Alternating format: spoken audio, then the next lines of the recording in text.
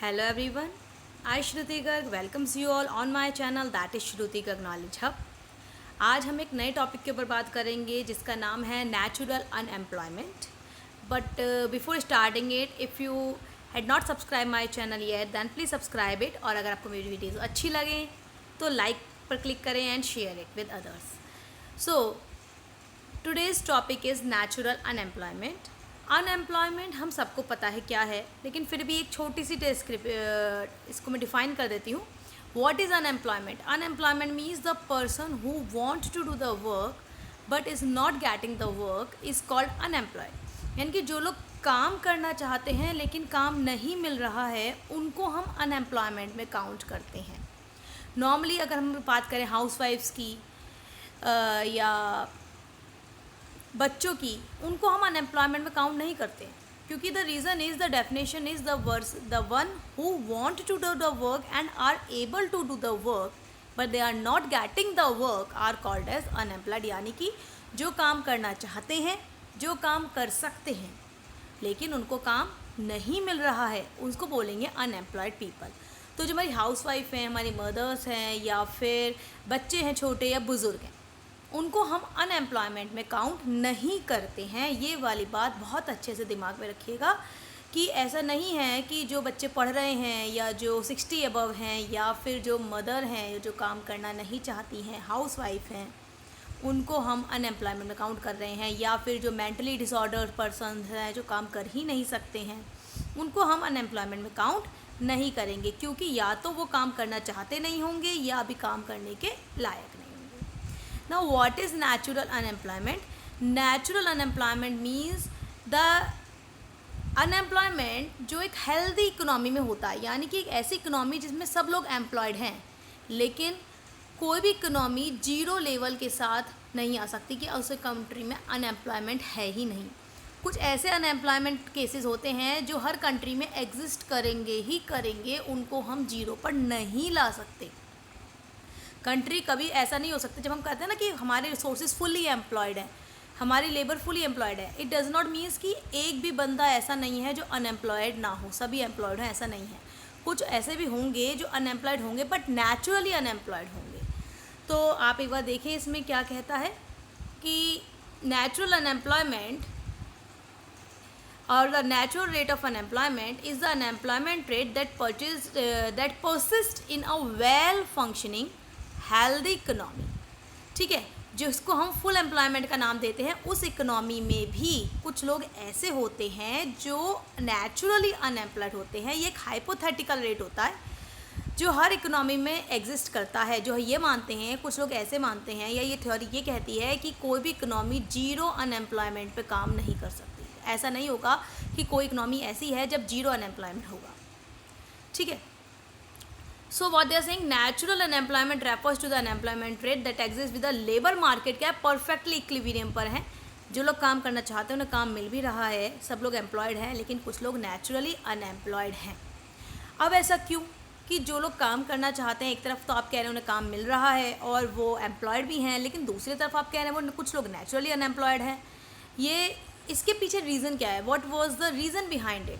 तो अगर हम बात करें कि क्यों होता है, तो इसके पीछे तीन आपके रीज़न है: frictional unemployment, structural unemployment and cyclical unemployment. ये तीन रीज़न ऐसे हैं जिसके वजह से आपके वहाँ नेचुरली अनएम्प्लॉयमेंट काउंट किया, किसी भी कंट्री में, किसी भी इकोनॉमी में, ये तीन रीज़न्स की वजह से अनएम्प्लॉयमेंट एग्जिस्ट करता है। लेकिन फिर भी हम उस इकोनॉमी को फुल एम्प्लॉयमेंट का नाम देते हैं। वो इकोनॉमी फुल एम्प्लॉयमेंट में आएगी, still there exist a natural unemployment. एक बार इनको पढ़ लेते हैं कौन कौन से कंपोनेंट है। पहला है frictional unemployment. Frictional unemployment means कि the gap between two job. कभी हम ऐसा होता है कि हम पढ़े लिखे हुए हैं, हमें एक जो जॉब मुझे चाहिए वो जॉब मिल नहीं रही है, I am ईगरली waiting with for that particular type of job, बहुत बेसब्री से इंतज़ार कर रही हूँ, सर्च कर रही हूँ, या एक जॉब में मैं काम कर रही हूँ, दूसरी मनपसंद जॉब ढूंढ रही हूँ, और अगर एक जॉब से दूसरी जॉब पे जाने के लिए कुछ टाइम का गैप आ जाता है, जैसे माना मैंने आज कोई जॉब पर रिज़ाइन करा, दूसरी जॉब मिलने में 2 या 3 महीने का अंतर रह जाता है, या मैं सर्च कर रही हूँ, अभी सर्चिंग पॉइंट पर हूँ मैं। ठीक है, तो that is called as frictional unemployment. यानी कि जब हम अपने मन मुताबिक कोई जॉब ढूंढ रहे हैं, ठीक है, when we are actively searching for that, ठीक है, तो उसको हम बोलते हैं फ्रिक्शनल अनएम्प्लॉयमेंट। और फ्रिक्शनल अनएम्प्लॉयमेंट क्यों अराइज होता है? जब मुझे मेरी मनपसंद जॉब नहीं मिल रही है, यानी कि इंफॉर्मेशन कॉस्ट बढ़ती जा रही है, मैं ढूंढ रही हूँ, खर्चा हो रहा है, इधर उधर भटक रही हूँ, इंटरव्यूज़ दे रही हूँ, इधर जाना उधर जाना, फेयर लग रहे हैं, बस के फेयर लग रहे हैं, लेकिन मुझे जॉब नहीं मिल रही। तो इस केस में गवर्नमेंट को एक स्टेप लेना चाहिए कि गवर्नमेंट को फ्री ऑफ कॉस्ट या कम से कम कॉस्ट में ज़्यादा से ज़्यादा नॉलेज प्रोवाइड करनी चाहिए अनएम्प्लॉयड पीपल को कि कहाँ कहाँ जॉब अवेलेबल हैं, किस टाइप की अवेलेबल हैं, ताकि इंफॉर्मेशन कॉस्ट कम आ सके। Clear? Next is structural unemployment. Structural unemployment होता है एम्प्लॉयर के साइड से, जैसे कि जो स्किल हम अपने वर्कर में ढूंढ रहे हैं वो स्किल अगर हमारे वर्कर में नहीं है और तो फिर वो पर्सन को हम एम्प्लॉयड नहीं कर पाएंगे, उसे निकालना पड़ जाएगा। जैसे कि हमें कोई पर्टिकुलर एक लैंग्वेज से रिलेटेड सॉफ्टवेयर इंजीनियर चाहिए, या कोई लैंग्वेज आउटडेटेड हो गई है, हमें नई लैंग्वेज का पर्सन चाहिए, या अब तक हम मैनुअल वर्क करा रहे थे, अब हमें टेक्निकल वर्क करवाना है, तो हम अपनी प्रेजेंट लेबर को अभी हम उसे ट्रेनिंग दे रहे हैं या फिर हम उनसे काम नहीं करवा पा रहे हैं या हम नए वर्कर को तलाश रहे हैं। तो at that point of time जो उनको एजुकेशन लेने में या उस स्किल को अचीव करने में जो स्किल उन पर अब तक नहीं थी, हमने उन्हें ट्रेनिंग देकर उस लायक किया, तो वो जो टाइम पीरियड गया उस पीरियड में वो लोग अनएम्प्लॉयड थे, that is called as structural unemployed. Clear? Next is surplus unemployment. Surplus unemployment क्या होता है जी? सरप्लस अनएम्प्लॉयमेंट होता है, ये मिनिमम वेज लॉ के अकॉर्डिंग करता है कि माना सरप्लस अनएम्प्लॉयमेंट आया, वेज रिजिडिटी हुई और गवर्नमेंट ने अचानक से अपना वेज लॉ चेंज कर दिया। ठीक, वेज लॉ चेंज कर दिया, उन्होंने कहा कि जो मिनिमम वेज है, फॉर एग्जांपल उन्होंने लिया है कि माना मिनिमम वेज रेट जो है उन्होंने $2 से कम कर दिए। अब $2 से मिनिमम वेज रेट कम हुए तो ऑब्वियसली बात है वर्कर को थोड़ा धक्का लगेगा, तो उस टाइम पर लेड ऑफ हुआ, यानी कि कुछ वर्कर्स ने कुछ टाइम के लिए या परमानेंट बेसिस पर जॉब को छोड़ दिया। ठीक है, that is called as surplus unemployment.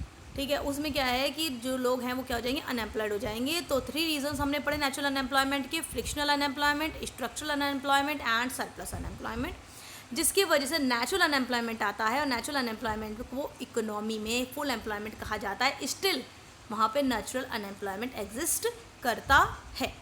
ठीक है, तो अब नेचुरल अनएम्प्लॉयमेंट को क्या इफेक्ट करेगा? तो पहली बात है प्रोडक्टिविटी एंड टेक्नोलॉजिकल एडवांसमेंट।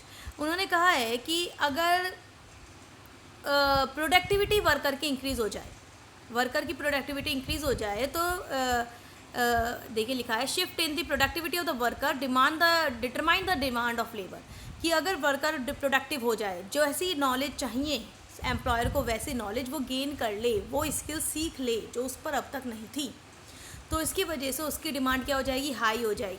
ठीक है, और धीरे धीरे शुरुआत में तो नहीं पता लगेगा, लेकिन लॉन्ग रन में नेचुरल रेट ऑफ अनएम्प्लॉयमेंट कम होने लगेगा, क्योंकि जैसी स्किल हमें चाहिए हमारे वर्कर में वो वहाँ पर उनको एग्जिस्ट कर रहे हैं। Next is public policies. Public policies में उन्होंने गवर्नमेंट का इंटरवेंशन जो भी हमने ऊपर डिस्कस करा वो बताया है कि अगर गवर्नमेंट अपनी इंफॉर्मेशन लोगों तक पहुँचाए, जॉब मार्केट में इंफॉर्मेशन प्रोवाइड करे बिल्कुल accurate, time to time updated, कि किस टाइप की जॉब कहाँ कहाँ कैसे कैसे निकल रही हैं, तो उससे जो जो पर्सन है उसकी इंफॉर्मेशन कॉस्ट कम होगी, खर्चा कम होगा जॉब ढूंढने में और अनएम्प्लॉयमेंट रेशियो भी कम हो जाएगा। दूसरा क्या कर सकते हैं? सब्सिडाइज ट्रेनिंग प्रोग्राम चला सकते हैं हम, सब्सिडाइज ट्रेनिंग प्रोग्राम चला सकते हैं, उनको स्किल डेवलप कर सकते हैं, जिसकी वजह से स्ट्रक्चरल अनएम्प्लॉयमेंट भी कम हो सकता है। So this is called as natural unemployment. Natural unemployment means, आप समझ में आ गया होगा? यस, या very good. Natural unemployment means कि जब आपकी इकोनॉमी में फुल एम्प्लॉयमेंट है, स्टिल वहाँ पे कुछ रीजंस की वजह से कुछ लोग अनएम्प्लॉयड रहेंगे, छोटे पीरियड के लिए या लंबे पीरियड के लिए। हर इकोनॉमी में एग्जिस्ट करता है। कहते हैं कि कोई भी इकोनॉमी 0 डिग्री पर काम नहीं कर सकती, कि हाँ हम ये नहीं कह सकते कि अनएम्प्लॉयमेंट लेवल बिल्कुल 0 है। That is called as natural unemployment. So that's all about today's lecture. If you find any problem, any query you have related to this topic, then please write it in the comment box. आप लोग comment नहीं भेजते हैं, अच्छा लगे तो भी बताइए, बुरा लगे तो भी बताइए, ताकि आगे चलकर इम्प्रूवमेंट हो सके. Clear? So if you like the video, then please like and subscribe my channel. Please share the videos as much as possible. And okay, have a good day. Bye bye.